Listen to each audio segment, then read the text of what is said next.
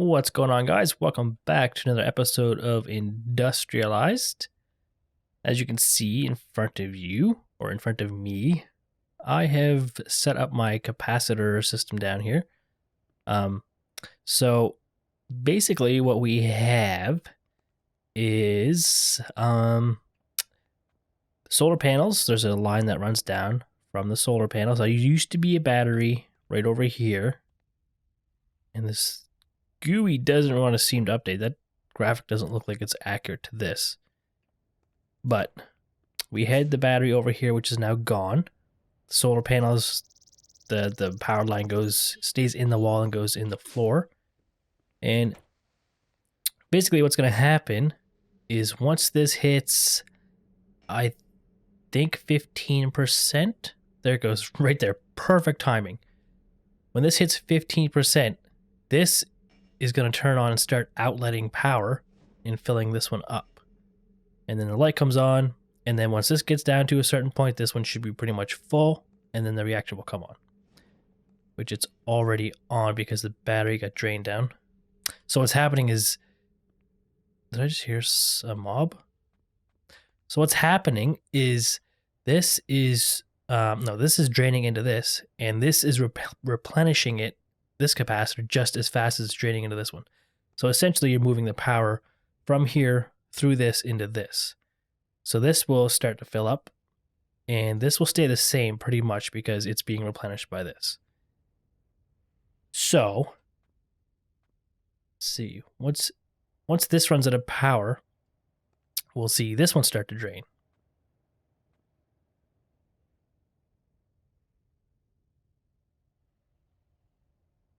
This one's still going up. And I'll show you how this works in a second here. I just want to wait for this to drain out. So that's now empty. So this will be going at 100%. If we look at these should be, okay, 2%. That means 0% would be full speed. I get that backwards. So this should start draining out. Yup. So that's draining into this one. And then eventually this will fill up, and then this will stop draining into that, and then slowly this will replenish, and then everything will equalize again until this gets down again.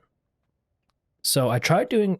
oh, a frog in my throat. I tried doing this with ComputerCraft. I tried making a program to balance these capacitor banks, but my version is so ancient that the version of ComputerCraft, or not ComputerCraft, well, I was using ComputerCraft, but it requires, I think it's Open Peripherals, or Open Peripheral, and it's glitchy. And the version of Open Peripheral I have doesn't really like the Buildcraft power.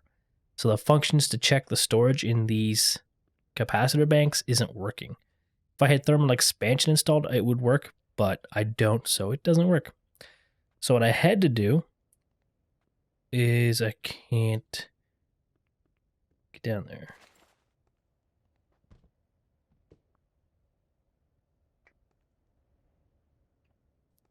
So basically, I made this power monitor, which is an Ender IO block, as you can see from the tooltip at the top. And it has this function on it called engine control.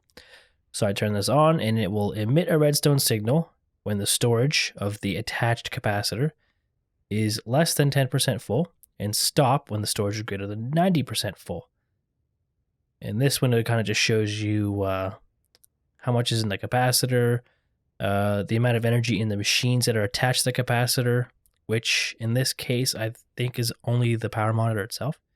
And it's showing you how much power is going through this cable here, I believe. So what happens, once this hits 90%, this will stop outputting the redstone signal. It will turn this light off, and this capacitor bank is set to output power active with signal. So it's only going to output its power when it's supplied with a redstone signal. And I basically just hook this light up so that it gets, I think this is, yeah, that's a facade there. Let me get this so you can see it. Redstone signal just comes out of here, which you can't see, it just turned off. And when this redstone lights up, it's going to That's going to power this, and it's going to power this, which is going to output the power. And by power by redstone, I mean just supply a redstone signal, not necessarily power it. So I hope that makes sense. If you have any questions, feel free to leave a comment. But I mean, it's pretty simple. This is obviously just a decoration. You don't need it. I just want to be able to come down here and see if this light is on, then the batteries are cross-feeding power. And this should be, let's see, this is half full. This is above 90%. It's draining again. So this isn't building up because all the power is going into this.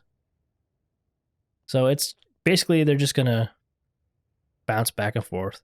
And the power is being sucked by the machines upstairs to process my ore. The ore quadrupling.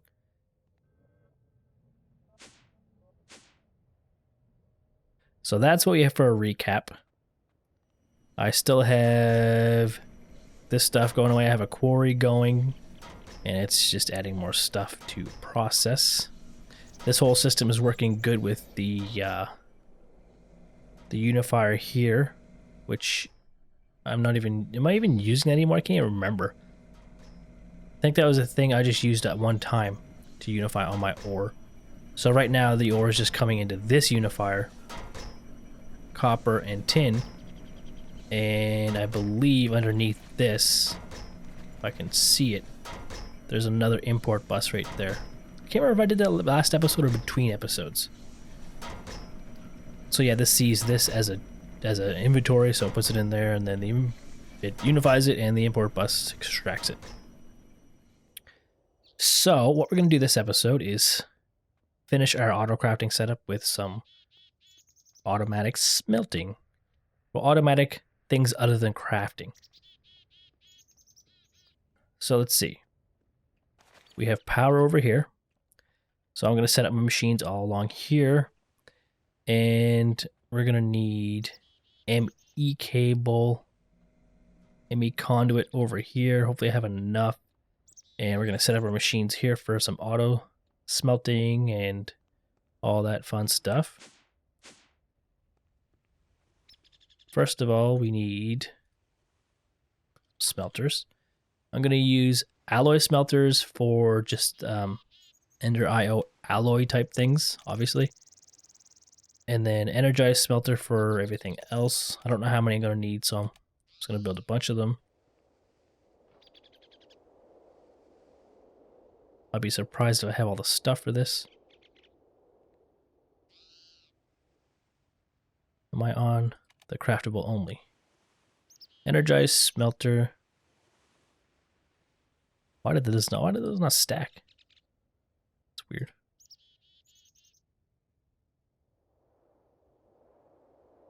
Okay, these don't stack for some reason.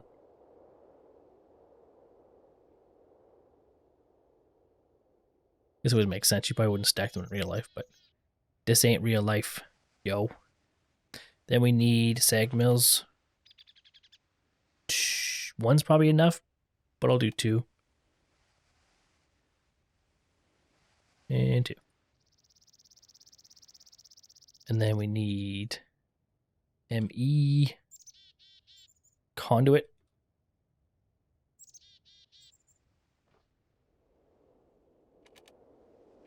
Can I make 20 of these? I'll be so shocked. And I can only make 9. Of course I need nether quartz dust. Which I think is just made in a sag mill, am I right? Can't remember.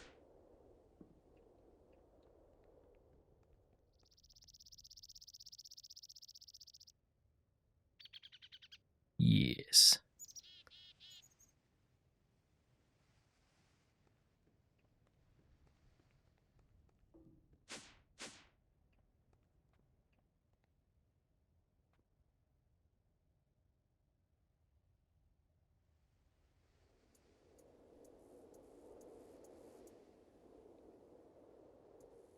Okay, what else do we need? Power. And we need ME interfaces for each one. Man, I don't know what the crafting recipe is like for this. Forget.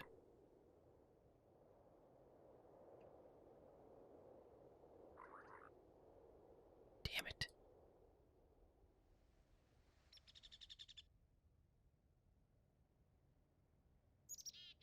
Seven, and we need import. Don't want basic. I think we'll go with basic.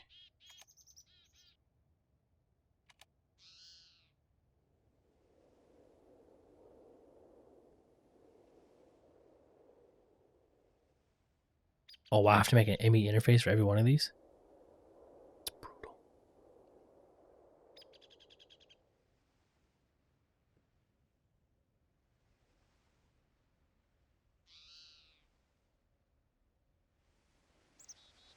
And these things are pretty involved with the crafting.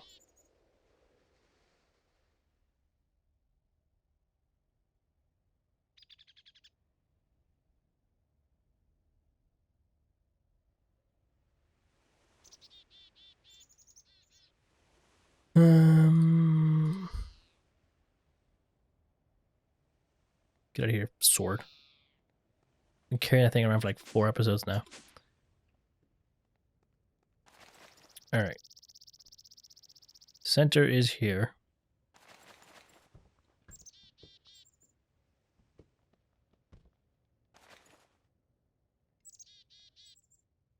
So we need the power. You don't need high power. These should be sufficient. Go 3 in each direction, maybe? I don't know. I have no idea how big I should make this. So we'll go like this. Now that I think about it, where am I going to put the import bus?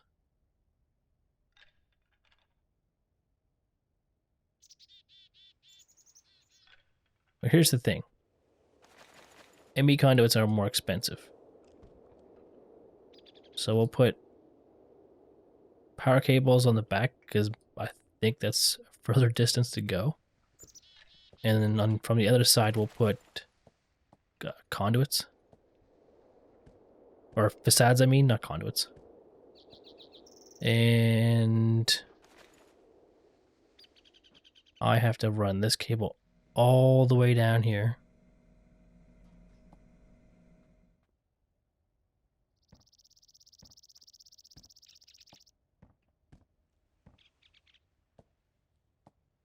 Sometimes it's hard to see where it's going, like that.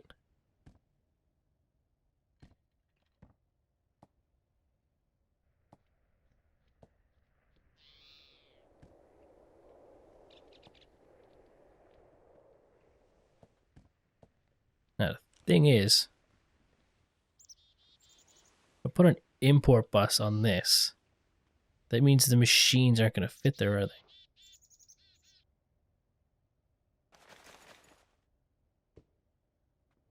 So that means I have to put the machine on top of that. Is that going to be alright? I mean, I'm going to have to move this up one more. But I might have to get rid of this window.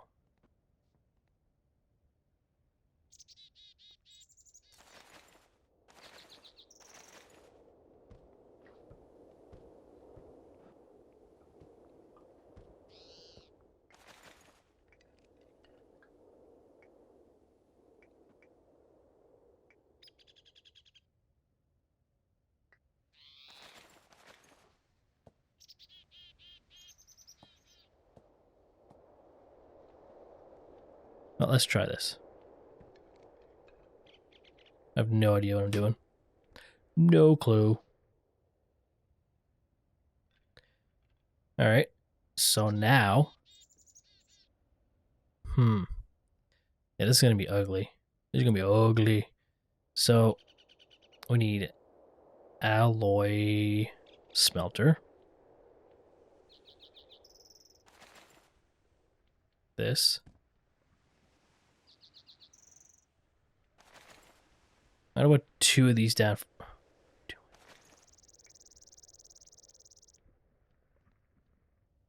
Really? You're gonna do that to me? I think it tries to go to the inventory.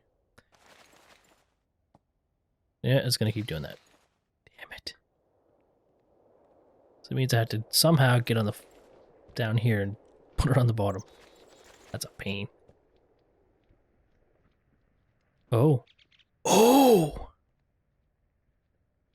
I forgot they did that. That changes everything, sort of. Let me fix this. I'll be right back. Alright, guys, so... Oh, wait, let me fix this. I had to kind of make it a little ugly here, but it's not really a big deal because you probably won't even notice this. But in order to get my import bus there, I couldn't run a power cable through that, so I kind of just ran it down and around. And I put the ME interface on the top, which is what provides the crafting information to the system.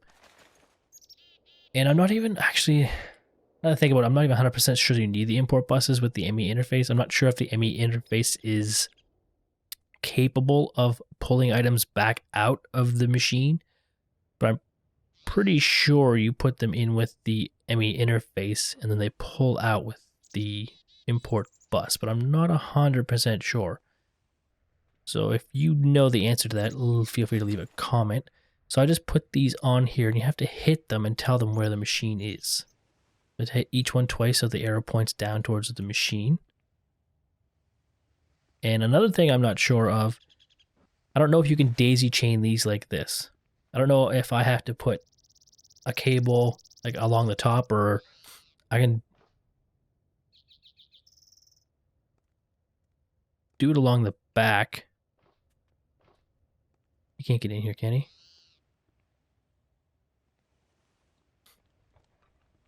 But they don't really tell you, I don't think, if they're attached or not. Where's this guy at?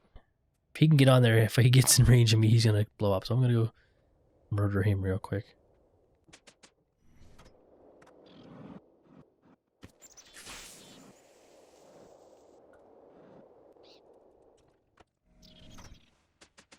Alright.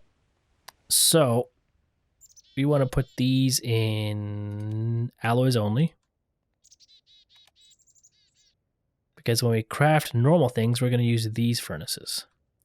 So, first thing we're going to do is we're going to test the two, let's say, electrum ingots or whatever they are.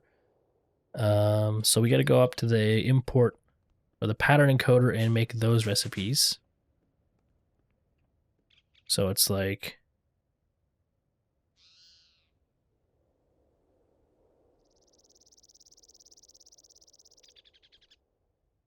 what are they called? Vibrant alloy, energetic alloy. I'd always think they're like something different. So redstone, gold, and glowstone. So redstone. How do I do it? Gold.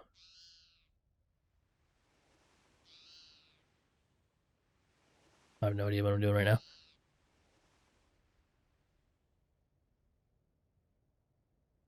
Okay. And what does that make again? It makes this energetic alloy.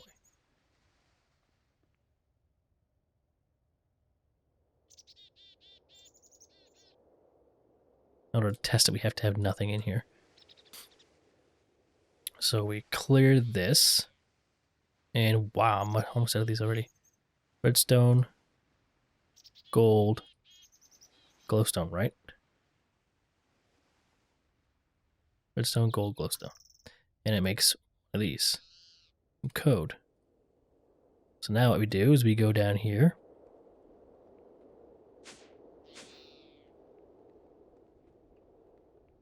We put this in here. I think that's it. I'm going to test something. I'm going to craft it first.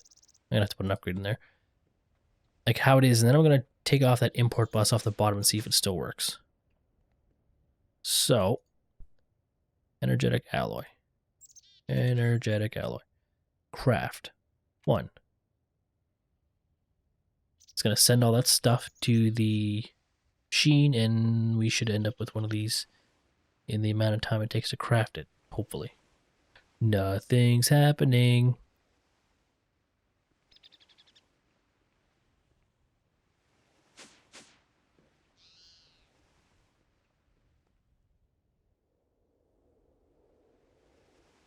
Did it make it in the time it took me to run down here? Where is my thing? There it is.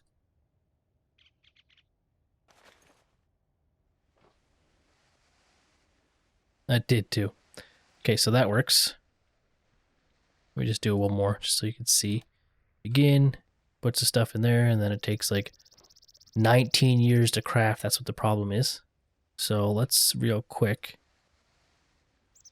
let's make 3 of these.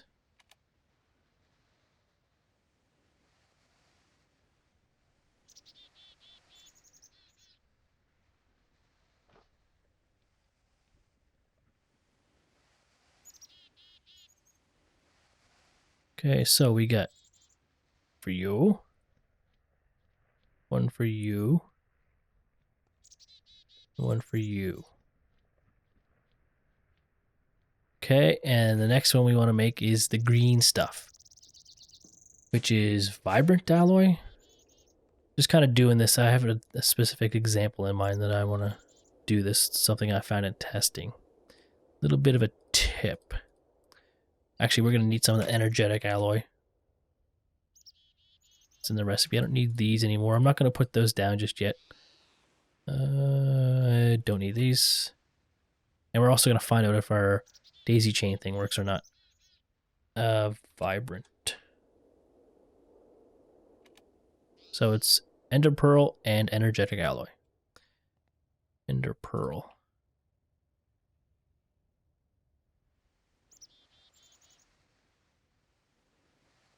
This. This. I don't know if I think the order does matter. I'm not sure. Pretty sure it does. Now I need a vibrant alloy as a destination type thing. So I have to put it in here. It's not smart enough to know what the recipe is. Okay. So here's what I found. When I had both of these recipes in the same one, put this over here. When I had the vibrant alloy and the energetic alloy in the same interface, what would happen is I would tell it to craft one of these. So it would try to start crafting and it would send out an ender pearl. So the ender pearl would end up in the machine, but then it's like, no, wait, I have to make an energetic alloy first, and it needs to make an orange one first.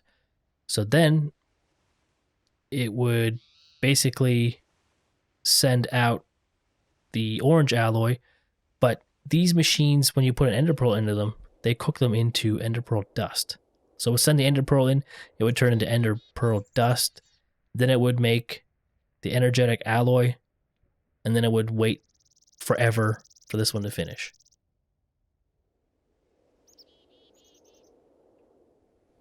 So that didn't work. So this is the solution I came up with. Just put them in separate ones. So now we have to see if vibrant shows up as a craftable. Looks like it does. So if we craft one of these, again, bam. Okay, so that works. Now the question is, if I take this off,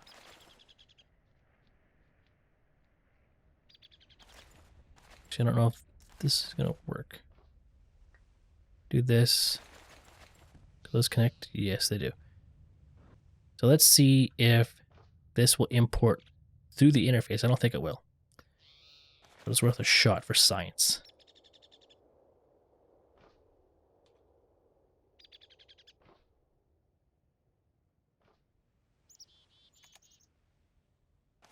Craft one of these.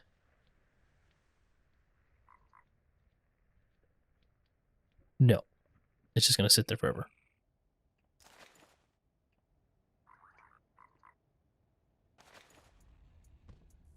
So we do need that, and these look like they daisy chain, so we don't need any more conduits there. And I mean, that's pretty much it for the auto smelting. Obviously, I have to put more recipes in them, but I mean, everything works the same way, so I mean, there's no point in demonstrating everything. I demonstrated the first couple things, and everything else is the same. It's just gonna be different recipes, so I'll do those off camera and try and come up with something else for the next episode. But anyway, guys, that's it for this episode, so we'll see you next time.